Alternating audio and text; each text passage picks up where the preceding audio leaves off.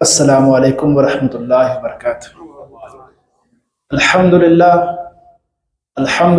نحمده ونستعینه ونستغفره ونعوذ باللہ من شرور انفسنا ومن سیئات اعمالنا من يهده الله فلا مضل له ومن يضلل فلا هادي له ونشهد ان لا اله الا الله وحده ونشهد أن سيدنا ومولانا محمدا عبده ورسوله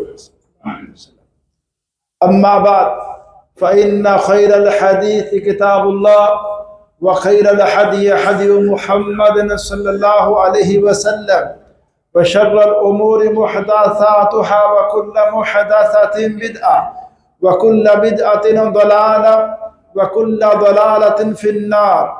اللهم صل على محمد وعلى آل محمد كما صليت على إبراهيم وعلى آل إبراهيم إنك حميد مجيد۔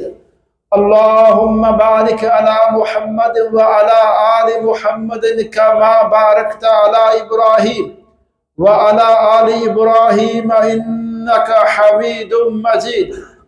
أعوذ بالله السميع العليم من الشيطان الرجيم من همزه ونفخه ونفثه۔ بسم الله الرحمن الرحيم۔ وذكر فإن الذكرى تنفع المؤمنين۔ ہر قسم کی تحمید و ستائش، کبریائی بڑائی اللہ وحدہ لا شریک کی ذات کے لیے، اور اللہ تعالیٰ کی حمد و ثنا کے بعد بے شمار لاتعداد انگن درود السلام امام الانبیاء امام الحرمین سید الثقلین جد الحسن والحسین جناب محمد رسول اللہ صلی اللہ علیہ وسلم کی ذات اقدس و ذات طیبہ پر۔ حضرات، ماہ رمضان سے پہلے ماہ شعبان یہ بھی ایک عظمت والا مہینہ ہے۔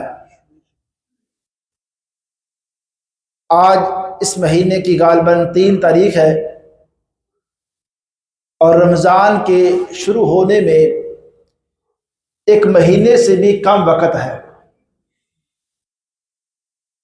تو اس مہینے میں جو کہ رمضان سے پہلے مہینہ ہے، ہمارے پیغمبر صلی اللہ علیہ وسلم اس مہینے کو کیسے گزارتے تھے، اس مہینے میں آپ کے معمولات کیا تھے، اس بارے میں انشاءاللہ آج کے اس خطبہ جمعہ میں کچھ گزارشات کروں گا، اور کچھ ایسی باتیں جو ہمارے ہاں صرف ایک معروف ہیں، مشہور ہیں، عام ہو چکی ہیں، لیکن ان کا حقیقت سے تعلق نہیں ہے۔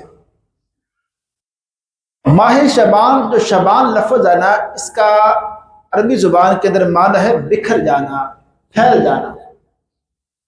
تو اس مہینے کا نام یہ شعبان اس لیے تھا عربوں کے اندر کہ وہ اس مہینے میں 2 کام کرتے تھے۔ رجب کا مہینہ وہ حرمت والے مہینوں میں شامل ہے۔ اس مہینے میں وہ زمانہ جاہلیت میں بھی جنگ قتال اس سے رک جاتے تھے۔ تو یہ مہینہ رجب جیسے ختم ہو جاتا تو وہ اپنے اس جنگ کے لیے، لڑائی جھگڑے کے لیے دوبارہ نکلتے، زمین میں پھیلتے، بکھرتے۔ اس مناسبت سے پھر اس کا نام شعبان ہے۔ دوسرا ایک معنی یہ ہے جو کہ اہل علم نے بیان کیا ہے کہ عرب لوگ اس مہینے کو میں خاص طور پہ اپنے رہنے کے لیے اور اپنے قریب علاقوں میں پانی کی تلاش کے لیے خاص طور پہ نکلتے تھے۔ پانی کی تلاش کے لیے ان کا زمین میں پھیل جانا، بکھر جانا، اس مناسبت سے بھی اس مہینے کا نام شعبان ہے۔ اس مہینے کے بارے میں آج کے اس خطبہ جمعہ میں انشاءاللہ 10 باتیں عرض کروں گا۔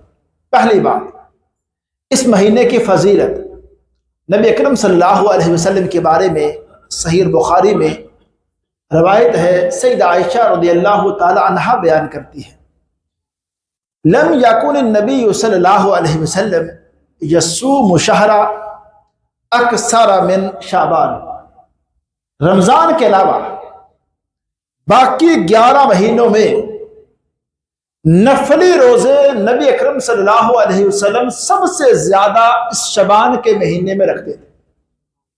تو آج یہ سردی کے اندر یہ مہینہ آیا ہے، تو ہمیں کوشش کرنی چاہیے کہ اس مہینے میں نفلی روزوں کی طرف بھی ہم اپنے آپ کو تیار کریں۔ اور ویسے سردی کا پورا یہ جو دورانیہ ہے، اس پورے دورانیے میں ہمیں نفلی روزوں کی عادت ڈالنی چاہیے، اور خاص طور پہ سوموار اور جمعرات کا روزہ۔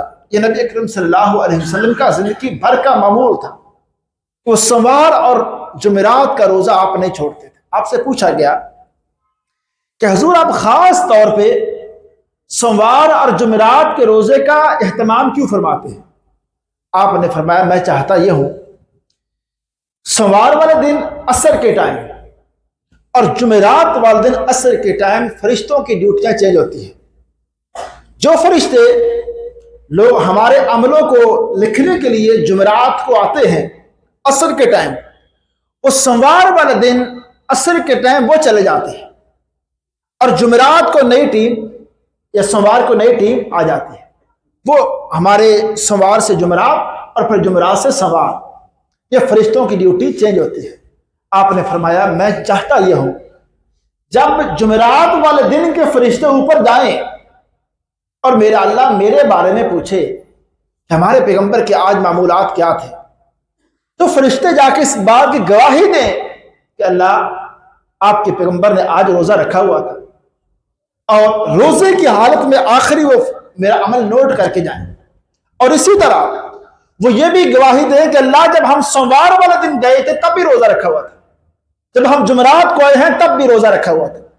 یہ پیغمبر صلی اللہ علیہ وسلم شعبان کے مہینے میں خاص طور پہ اور باقی عام دنوں میں سوموار اور جمعرات کے روزے کا بہت زیادہ اہتمام فرماتے تھے۔ تو آج پہلی بات آج کے خطبے کی یہ ہے کہ شعبان کے مہینے کو ہمیں زیادہ سے زیادہ نفلی روزوں کے ساتھ گزارنا چاہیے۔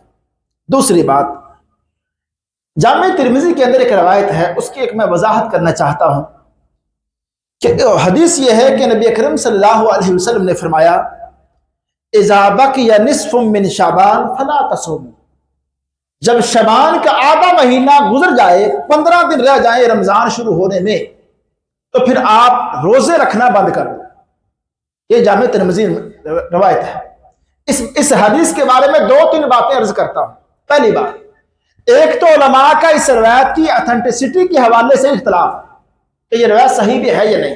اگر اس روایت کو صحیح مانا جائے تو کم از کم یہ بات سمجھاتی ہے کہ 15 شعبان کے بعد روزے نہ رکھو کا مطلب یہ ہے کہ رمضان کے استقبال کے لیے روزے نہ رکھو، یہ نیت کر کے رمضان کے استقبال میں روزے رکھنا منع کیا گیا ہے۔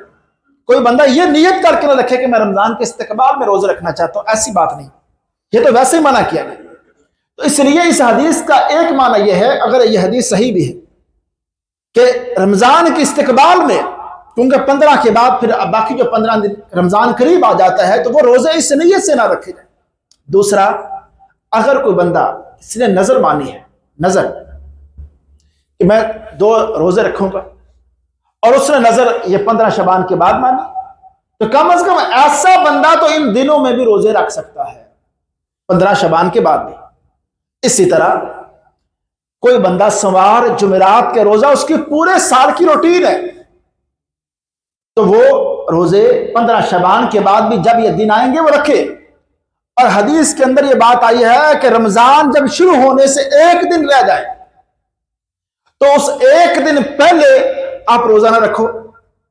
لیکن یہ وضاحت کی گئی ہے کہ اگر ایک بندے کی روٹین میں سوموار جمعرات کا روزہ ہے اور رمضان منگل یا جمعے کو شروع ہو رہا ہے، تو اس کی روٹین میں ویسے ہی 1 دن پہلے جمعرات آ گئی ہے، اور اس کی روٹین ہے، معمول ہے کہ وہ جمعرات کا یا سوموار کا روزہ رکھتے ہے، تو پھر اس دن اپنی روٹین کے مطابق اگر روزہ رکھے گا اس کے لیے منع نہیں ہے۔ اور تیسری بات، شعبان کے مہینے میں خاص طور پہ سیدہ عائشہ رضی اللہ تعالی عنہ بیان کرتی ہیں کہ ہم اس بات کا اہتمام کیا کرتی تھی، کان یکون علیہ الصوم من رمضان فما استطیع ان اقضی الا فی شعبان۔ رمضان کے مہینے میں اما عائشہ فرماتی ہیں جو ہمارے فرضی روزے رہ جاتے تھے، رمضان میں جو فرضی روزے رہ جاتے تھے وہ ہم بعض اوقات شعبان کے مہینے میں آ کے وہ روزے رکھا کرتی، قضاء کے روزے۔ اس حدیث میں اس قدر آسانی بیان کی گئی ہے کہ لوگوں میں خواہ مخواہ کا ایک سختی والی بات ہے کہ رمضان کے روزے اگر کسی کے رہ جائیں وہ جی فوراً بعد رکھنا بڑا لازم ہے۔ نہیں، اما عائشہ جیسی نیک کون ہے؟ اما عائشہ جیسا نیک کون ہو سکتا ہے؟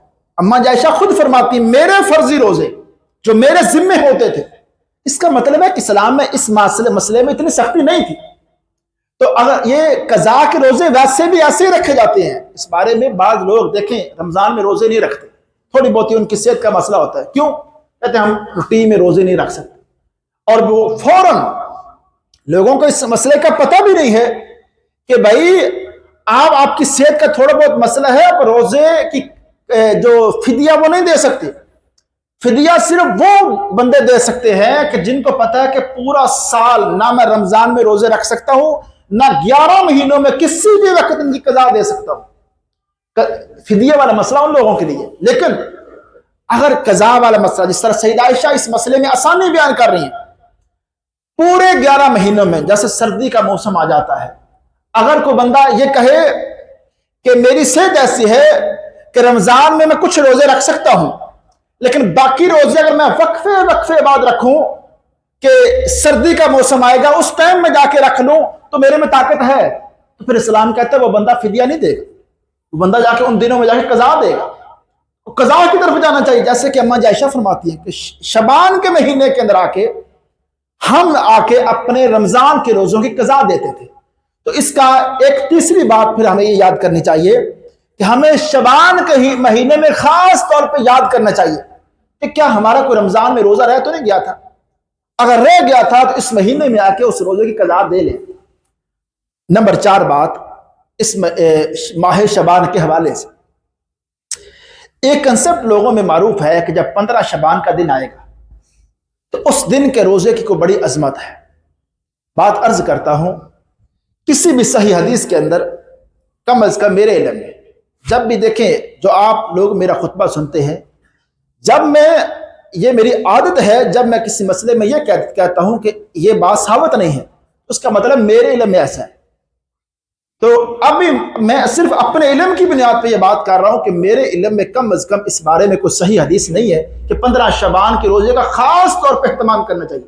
اب دیکھیں بخاری شریف میں یہ روایت میں نے عرض کی نا کہ 15 شعبان کی بات نہیں، پورے شعبان کے مہینے میں پیغمبر صلی اللہ علیہ وسلم سب سے زیادہ نفلی روزے 11 مہینوں میں اگر کوئی رکھتے تھے تو اس مہینے میں رکھتے تھے، لیکن اگر 15 شعبان کا خاص کر کے اس کی عظمتیں کو لوگ اجاگر کریں تو میرے خیال میں ایسی بات کسی صحیح حدیث میں ایسی بات نہیں ہے۔ اور پتہ نہیں یہ بات ایسے بھی ہے کہ 15 شعبان کا روزہ نہیں، 15 شعبان کی جو رات ہے اس بارے میں بات مشہور ہے کہ پتہ نہیں پوری رات قیام کرنا ہے، اور پوری رات کے قیام کا جو ثواب بیان کیا جاتا ہے پورے سال کے گناہ معاف، ہاں جی، اس سال بعد وہ رات بیان کی جاتی ہے۔ میرے بھائی، اسلام کا یہ مزاج نہیں ہے۔ کوئی بندہ مجھے بتائے کہ لیلۃ القدر کی بھی یہ عظمت ہے کہ لیلۃ القدر کے اندر کو قیام کرے تو پوری زندگی کے یا پورے سال کے گناہ معاف، یہ کہیں ہے بات؟ کبیرہ صغیرہ سارے، تو یہ تو وہ عیسائیوں والا کنسیپٹ ہوا کہ سال میں ایک دن وہ آتے ہیں عبادت کرتے ہیں، پورے سال کے گناہ بخشوا کے لے جاتے ہیں۔ یہ بات اسلام کا یہ کنسیپٹ، یہ مزاج اسلام کے اندر تعلیمات ایسی ہیں ہی نہیں۔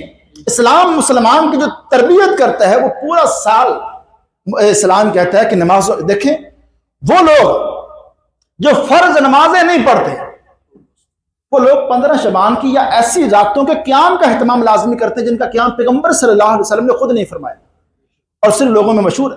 اور اصل میں وہ قیام بھی ایسے ہی ہے، وہ قیام کم ہوتا ہے، وہی اس میں کھانے پینے کی مجلسیں، وہی اس میں ایک لوگوں کا دیکھیں آپ کی نفل نماز وہ ہے، آپ کی نمازوں سے پہلے اور بعد کی سنتیں وہ ہیں جو آپ کے اندر کی جو روحانیت اس کو تبدیل کریں، اس کے اندر ایک کیفیت پیدا ہونی چاہیے۔ تہجد کی نماز تو خاص طور پہ وہ نماز ہے، رات کے قیام۔ دیکھیں پیغمبر صلی اللہ علیہ وسلم سے ایک بندے کے بارے میں بتایا گیا کہ حضور فلاں بندہ ایسے تہجد کی نماز بھی پڑھتا ہے، مسند احمد میں یہ روایت ہے، تہجد کی نماز بھی پڑھتا ہے لیکن اس سے چوری کی عادت بھی ہے، چوری کی عادت ہے، تہجد کی نماز پڑھتا ہے۔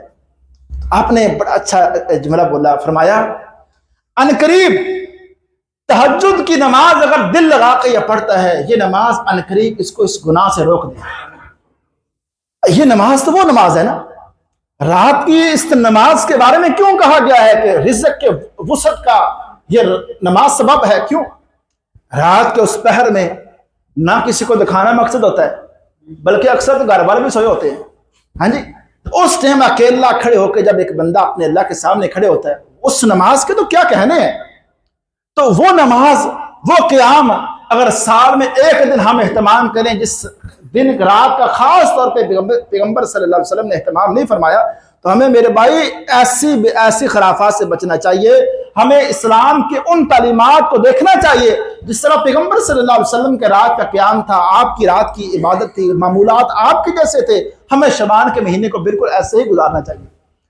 اور نمبر 6 بات، ایک تصور لوگوں میں یہ بھی مشہور ہے شب برات کا۔ شب برات، یہ برات لفظ اس لیے کہا جاتا ہے کہ اس رات کا جو بندہ قیام کرے گا نا، نفل پڑے گا، تو وہ گناہوں سے بری ہو جائے گا، اس لیے یہ لفظ برات وہ ہے، وہ ہمارا پنجابیوں والا برات نہیں، جو شاید یہ برات لفظ ہے کہ وہ اس سے بری ہو جائے گا، ہاں جی، تو گناہوں سے۔ تو میرے بھائی یہ وہی کنسیپٹ ہے جو میں نے پہلے عرض کر دیا کہ آپ اللہ تعالیٰ کے ساتھ پورا سال اگر آپ کا تعلق نہیں ہے، آپ فرض نمازیں میرے بھائی ہم سے کوتاہی ہوتی ہیں، آپ کیسے کہہ سکتے ہیں کہ اس طرح کی نفلوں سے آپ اللہ کو راضی کر سکتے ہیں؟ یہ دھوکے ہم ایک دوسرے کو دے سکتے ہیں لیکن اللہ کو دھوکہ نہیں دے سکتے، یہ دھوکے ہم اپنے آپ کو ہی دیتے ہیں۔ جو بندہ اسلام کا طریقہ کار، اسلام کا طرز عمل یہ ہے کہ آپ اسلام پورا سال جو سیٹ اپ اسلام نے دیا ہے، جو زندگی گزارنے کا طریقہ بتایا ہے، آپ پورا سال اس کو لے کے چلیں گے۔ اسلام کا یہ طریقہ ہی نہیں ہے کہ سال میں ایک دن رکھ لیں، ایک رات رکھ لیں، اس میں آ کے نفل پڑھ کے اللہ کو راضی کرنے، ایسی بات ہی نہیں۔ اسلام تو ایک مسلمان کی ایسے تربیت کرتا ہے کہ 5 وقت کی نماز کا حکم دیا گیا، اور 5 وقت کی نماز کے بارے میں ہم سب کو اس بات کا پتہ ہونا چاہیے۔ کئی دفعہ یہ بات میں نے اپنے بھائیوں سے عرض کی ہے، میرے بھائی صرف حرام کمانا گناہ نہیں ہے، ہاں جی، یہ بڑے گناہ ہیں، زناکاری، چوری، ڈاکہ بڑے گناہ ہیں، بے نمازی اس سے بڑا گناہ ہے، مجرم ہے، تو اس کو بھی ہمیں دیکھنا چاہیے۔ تو اسلام کا اس مزاج کو، اسلام کے اس طرز عمل کو دیکھنا چاہیے۔ اور اگلی بات یہ عرض کروں گا کہ شعبان کے مہینہ دیکھیں، یہ مہینہ بڑی برکت والا تھا، اس کے اندر پیغمبر صلی اللہ علیہ وسلم کے معمولات بڑے پیارے تھے کہ اکثر نفلی روزے رکھتے، لیکن ہم نے اس کو اپنی کچھ ایسی بس پھیلی ہوئی باتیں جو جن کا دین سے اس سے تعلق نہیں ہے، اس مہینے کو ہم نے بالکل اس کے ساتھ خلط ملط کر کے اس کی برکتوں کو ہم نے ختم کر لیا ہے۔ ایسا ہے، یہ جو مہینہ ہے اس کی 15 شعبان کو یہ بھی ایک تصور ہے خاص طور پہ کہ ہم قبرستان میں جائیں اور قبرستان میں جا کے بھی ہم وہاں دعائیں کریں، قبروں کو تیار شیار کریں، پھول شل پھینکیں، قبروں کی صحیح طرح تیاری کریں۔ میرے بھائی اسلام کا طرز عمل، اس کو اچھی طرح میں اور آپ سمجھ لیں، قبرستان جانے کا جو طریقہ کار، جو سبب پیغمبر صلی اللہ علیہ وسلم نے بیان کیا بڑا واضح ہے صحیح مسلم کے اندر۔ آپ نے فرمایا نہیتکم عن زیارت القبور، لوگوں میں نے تمہیں قبروں کی زیارت سے پہلے منع کیا تھا، قبروں کی طرف جائے ہی نہ کرو، منع کیا تھا، لیکن آپ فرمایا فزوروہا، ہاں جی، اب قبروں کی زیارت کا میں تمہیں حکم دے رہا ہوں کہ اس کی زیارت کیا کرو، کیوں؟ فتذکر الآخرہ، یہ قبروں کے پاس جا کے اپنے اس آخرت کے ٹائم کو، اس قیامت کی عدالت کو آپ نے یاد کرنا ہے۔ آپ نے وہاں قبروں کے پاس جا کے، مقصد یہ نہیں ہے کہ وہاں جا کے والد صاحب کی قبر پہ دعا کرنی ہے، دعا کریں، والدہ کی قبر پہ جا کے دعا کریں. مسئلہ صرف لوگوں میں یہ مشہور ہے کہ جا کے صرف دعا کر کے آ جانا. نہیں میرے بھائی, آپ نے جا کے وہاں قبر کی ایک جانب قبرستان کے درمیان یا کسی بھی سائڈ پہ کھڑے ہو کے ہمیں جانا چاہیے. اور آپ کے وہاں عزیز ہیں یا نہیں, آپ پورا ذخیرہ حدیث کھنگالیں اور ایک بھی حدیث آپ نکالیں جس میں یہ اس طرح کی بات ہو کہ آپ کوئی والدہ کی قبر پہ جایا کرو, والدین کی قبر کے پاس جایا کرو. ایسی باتیں کہیں کسی صحیح حدیث میں نہیں. صرف یہ بات ہے قبرستان جایا کرو. ہاں, کسی قبرستان میں ہمارے والدین ہیں یا نہیں, ہمارے رشتہ دار ہیں یا نہیں, صرف اس لیے جانا چاہیے کبھی کبھی کہ دیکھیں کہ آج ہمارے محلے کے یہاں فلاں نوجوان لیٹے ہیں, آج اس قبر میں وہ آ چکے ہیں, آج فلاں جوان جو اپنی جوانی پہ ناز کرتا تھا آج اس قبرستان میں ہے, آج وہ ہمارا محلے دار کاروباری شخص جو اپنے کاروبار کی بڑی لمبی لمبی پلاننگ کر کے بیٹھا ہوا تھا آج قبرستان میں لیٹا ہوا ہے. آج یہ لوگ ہیں, کل میں نے اس قبرستان میں کہیں میں نے بھی آ جانا ہے. اصل مقصد اسلام میں قبرستان کی زیارت کا یہ بتایا گیا ہے. اور قبروں کو سیٹ میٹ کرنا, دیکھیں قبروں کی صفائی معاملہ دیکھنا چاہیے, لیکن اصل بات یہ ہے اللہ تعالیٰ سے دعا جو ہے. رہی بات دعا کی تو آپ ذرا دیکھیں دعا کے والے سے ایک مسئلہ سمجھ لیں. دعا کی قبولیت کے سب سے زیادہ چانس تب ہوتے ہیں وہ ٹائم قبولیت کا ہو, وہ قبولیت کا ہو, اور جگہ سب سے زیادہ عظمت والی ہو. یہ لوگ کیوں کہتے ہیں کہ حرم کعبۃ اللہ کی جو دعا ہے وہ بڑی اللہ کے ہاں قبول ہوتی. کیوں؟ ایک تو ٹائم نماز کے بعد کا ہو یا اذان اور اقامت کے درمیان کا ٹائم ہو. پیغمبر صلی اللہ علیہ وسلم نے واضح فرمایا اذان اور اقامت کے درمیان کی دعا اللہ رد نہیں کرتا, یہ فرمایا. اب یہ ٹائم ہو قبولیت کا اور جگہ عظمت والی ہو, حرم والی, ہاں جی, تو اس دعا کا. اور ایک دعا ہے ایک بندہ گھر کے اندر بیٹھ کے کرتا ہے, گھر کے اندر, تو میں کہوں گا ٹائم تو قبولیت کا دونوں کو ملا ہے, لیکن جگہ عظمت والی جو حرم کعبہ کے اندر بیٹھ کے دعا کر رہا ہے اس کے لیے اس کو جگہ بھی اچھی مل گئی ہے. اب میں ایک سوال کرتا ہوں, آپ سارے اس بارے میں سوچیں میرے بھائی, قبرستان سے بہتر دعا کی جگہ مسجد ہے. مسجد قبرستان سے ہر صورت بہتر جگہ ہے. جو دعا مسجد میں بیٹھ کے آپ اپنے والدین کے لیے کریں گے میرے بھائی, قبرستان کے کونے پہ کھڑے ہو کے دعا کی وہ عظمت نہیں ہے جو مسجد کے اندر بیٹھ کے آپ نے نماز پڑھی ہے. آپ نماز کے بعد کہتے ہیں اللہ یہ نماز میرے والد مجھے سکھایا کرتے تھے, اللہ میں ان کے ساتھ جایا کرتا تھا, یہ عبادت میری ساری تربیت اللہ میرے والد نے کی ہے, اللہ میری والدہ نے مجھے یہ نماز, آج میں تیرے سامنے سجدے کرتا ہوں نا, اللہ میری والدہ مجھے کبھی یہ سکھایا کرتی تھی, اللہ میری والدہ کے اس عمل سے اللہ تو راضی ہے, آج وہ تیرے پاس جا چکی ہے, اللہ تو ان سے راضی ہو جائے, اللہ تو میرے والد تیرے پاس جا چکے. اصل دعا کا انداز یہ ہونا چاہیے میرے بھائی, ہمیں دعا کرنی بھی آنی چاہیے کہ دعا کیا ہے. اس لیے دعا کے لیے مسئلوں کو دیکھیں اور دعا کے لیے اپنے گھر کی تنہائی, جب آپ کسی وقت رات کے کسی پہر اٹھ چکے ہیں اور اللہ نے آپ کو توفیق دے دی ہے کہ آپ نے نفل پڑھ لیے ہیں, اس ٹائم کو پھر آپ خالی نہ چھوڑیں دعا کے علاوہ. وہ ٹائم تو پھر آپ کو مل گیا ہے. اس ٹائم تو حدیث پاک کے اندر کیا الفاظ آتے ہیں, اللہ تعالیٰ آسمان دنیا پہ تشریف لے آتے ہیں اور دیکھیں رب تعالیٰ کی رحمت دیکھیں. اس ٹائم آ کے اللہ اعلان کرتے ہیں, کہتے ہیں لوگوں کوئی بندہ ہے جو مریض اور مجھ سے شفا مانگے اس کو شفا دو, کوئی تنگ دست ہے میں اس کی تنگیوں کو دور کروں, کوئی بندہ پریشان حال ہے اس کی پریشانیوں کو میں دور کروں, کوئی گنہگار ہے میں اس کو بخش دوں, کوئی بندہ ایسا ہے, اللہ تعالیٰ کے اعلان کرتے ہیں. تو میرے بھائی اصل مہینہ شبان ہو یا باقی مہینے ہو, اسلام نے جس طرح ہمیں پراپر ایک طریقہ کار زندگی کا بتایا ہے, ہمیں اس طرح سے اپنی زندگی کو لے کے چلنا چاہیے. اور اگلی بات شبان کے حوالے سے دیکھیں کس قدر یہ برکت والا مہینہ ہے اور ہم کس طرف اپنے آپ کو بھی کس طرف لے کے جا رہے ہیں اور اپنی ایک نسل کو بھی کس قدر بگاڑ کی طرف لے کے جا رہے ہیں. اس برکت والے مہینے کو مذہب کے نام پہ, استغفراللہ, مذہب کے نام پہ آتش بازی مذہب کا حصہ بنا دیا گیا. اس ماہ شبان میں آتش بازی, اور یہ بچوں کو ہم شوق سے ساری چیزیں لا کے دیتے ہیں اور پتہ نہیں, اگر ہم سمجھتے ہیں نا یہ باتیں کچھ بھی نہیں ہیں, نہ میرے بھائی, جو اپنی چھوٹی عمر میں بچوں کو چیزیں لا کے سکھا دی ہیں, آپ نے بچوں کو پکی کروا دی آپ نے, पूरी उम्र वो खुद भी करेंगे, अपने बच्चों को भी करवाएंगे। और ये चीजें आप जरा देखें, इस्लाम का ये मजाज है। ये आतिशबाजी छोड़ें, कहीं किसी मौके पे इस्लाम ने बताई है? तो हमने इस 15 शबान की रात को किस कदर यानी किस अंदाज से गुजारने के हम तालीम देते हैं और इन बातों को आम करते हैं। और फिर इसी तरह आतिशबाजी के साथ साथ 15 शबान का दिन हो या रात हो, खाने पकाने की रात को उसको समझा गया है। उस रात अच्छे खाने पकाए जाए। और पता है कंसेप्ट क्या है? रूहें आती हैं। असल में रूहें शूहें कोई नहीं आती, ये उस दौर की बात है। मेरे ख्याल में आप मेरे से इख्तिलाफ भी कर सकते हैं।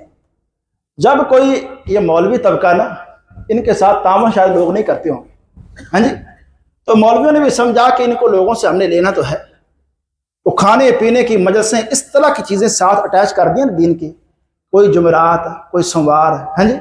ये तो आप लोग इस बात से इख्तिलाफ मेरे ख्याल में कर ही नहीं सकते कि एक कुछ तबका शादी ब्याह पे उतना खुश नहीं होता जितना मर्द पे खुश होता है, हाँ जी, क्योंकि उनके ज्यादा दिन खाना उनका लग जाता है। अल्लाह पनाह दे ऐसी सोच और ऐसी फिक्र से बंदा झूठ बोले और दीन के मामले में बोले। ये सोच से तो अल्लाह पनाह दे और ऐसी फिक्र से अल्लाह बचाए कि बंदा दीन के बारे में इतना जुर्रतमंद हो जाए कि अल्लाह के ऊपर झूठ बोले, पैगंबर सल्लल्लाहु अलैहि वसल्लम की जात के ऊपर झूठ बोले और दीन में ऐसी बातों को शामिल करने की बात करे कि यह आतिशबाजी, ये खाने पीने और ये जो रूहें आती हैं। कुरान इस बारे में पता क्या कहता है? कुरान कहता है हत्ता इज़ा जा अहदुहुम अल मौत काल रब्बि इरजिऊन। जब इनमें से किसी एक के पास मौत आती है ना, तो फिर गुनहगार शख्स कहता है अल्लाह मौका मिल सकता है मुझे कि मैं दोबारा दुनिया में चला जाऊं, हाँ जी। यही ना रूहें वापस आती हैं। जब मौत का वक्त आता है उस टाइम ये जालिम कहता है अल्लाह एक दफा दोबारा चला जाऊं, क्या करूंगा? लअल्ली आमलु सालिहा, शायद कि जाके वहां मैं नेक काम कर लूं। एक दफा अल्लाह मौका दे दे, 70 साल अगरचे मैं जिंदगी गुजार के आ गया हूं, अल्लाह कुछ दिन मौका दे दे, मैं जाके नेक काम करूंगा। और अल्लाह इसका जवाब क्या देते हैं? अल्लाह कहते हैं कल्ला, ऐसा तो हरगिज़ नहीं हो सकता।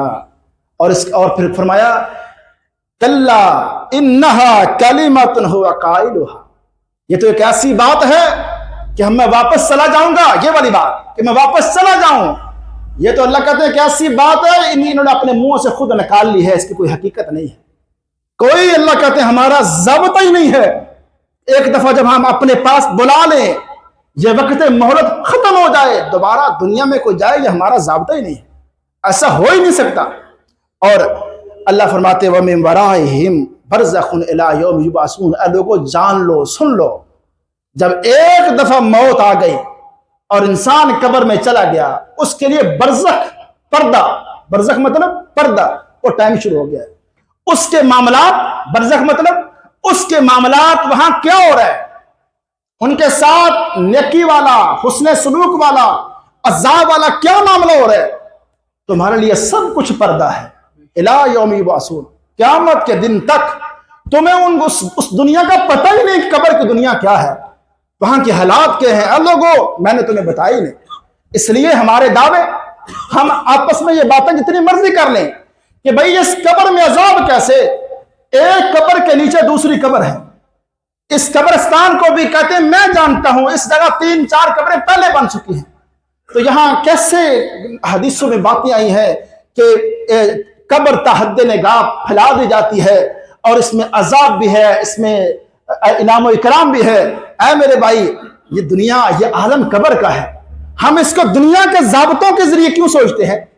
हम दुनिया को जहन में रख के इन चीजों को हम कैसे फैसले करते हैं? अल्लाह खुद कहता है कि उस आलम का मैंने किसी को बताया ही नहीं, वो हालात क्या है, वहां के इनामों के इकराम, वहां के मामला क्या है, वहां का खाना पीना कैसा है, वहां का अजाब कैसा है। अल्लाह कहते हैं मैंने अपने किसी को बताया ही नहीं। और हत्ता कि पैगंबर सल्लल्लाहु अलैहि वसल्लम ने खुद बयान फरमाया, आपने फरमाया लोगों, अगर कब्र के अजाब को जिस तरह मेरे अल्लाह ने मुझे बयान किया है या मेरे अल्लाह ने मुझे बाज मनाजर दिखाए हैं, मैं उस तरह ठीक ठीक बयान कर दूं और मैं अल्लाह से बात करके तुम्हें उन मनाजर में से कुछ मनाजर दिखा दूं, तो फरमाइए, बुखारी शरीफ की रिवायत है, فرمایا وہ مناظر میں اللہ سے بات کر کے تمہیں وہ مناظر چند ایک دکھا دوں، تو فرمایا تم قبروں میں اپنے مردوں کو دفن کرنا چھوڑ دو۔ تو یہ حالات پیغمبر صلی اللہ علیہ وسلم یہ ساری باتیں آپ بیان کر کے گئے ہیں۔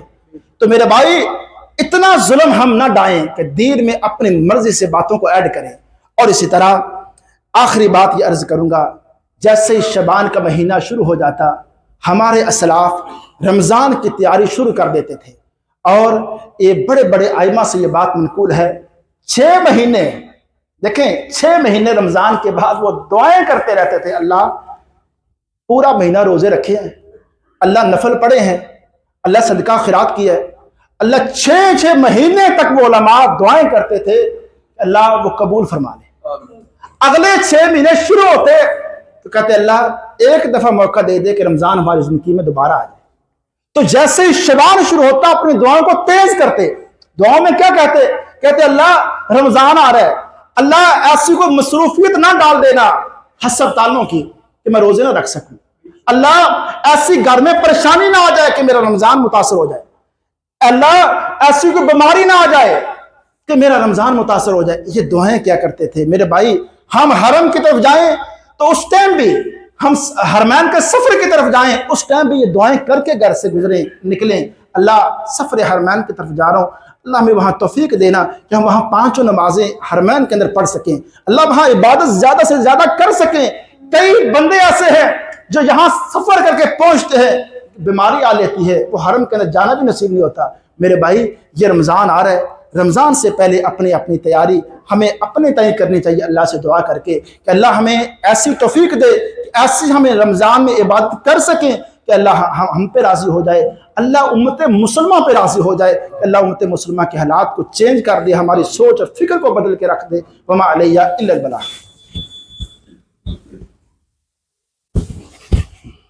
الحمدللہ نحمده ونصلي على رسوله الكريم، أما بعد فإن خير الحديث كتاب الله وخير الهدي هدي محمد صلى الله عليه وسلم وشر الأمور محدثاتها وكل محدثة بدعة وكل بدعة ضلالة وكل ضلالة في النار۔ اللهم صل على محمد وعلى آل محمد كما صليت على إبراهيم وعلى آل إبراهيم إنك حميد مجيد۔ اللهم بارك على محمد وعلى آل محمد كما باركت على إبراهيم وعلى آل إبراهيم إنك حميد مجيد۔ ربنا آتنا في الدنيا حسنة وفي الآخرة حسنة وقنا عذاب النار وقنا عذاب النار وقنا عذاب النار۔ اللهم اشف مرضانا ومرضى المسلمين، اللهم اشف مرضانا ومرضى المسلمين، اللهم أجرنا من النار، اللهم أجرنا من النار، اللهم إنا نسألك جنة الفردوس، اللهم إنا نسألك جنة الفردوس۔ سبحان ربك رب العزة عما يصفون وسلام على المرسلين والحمد لله رب العالمين۔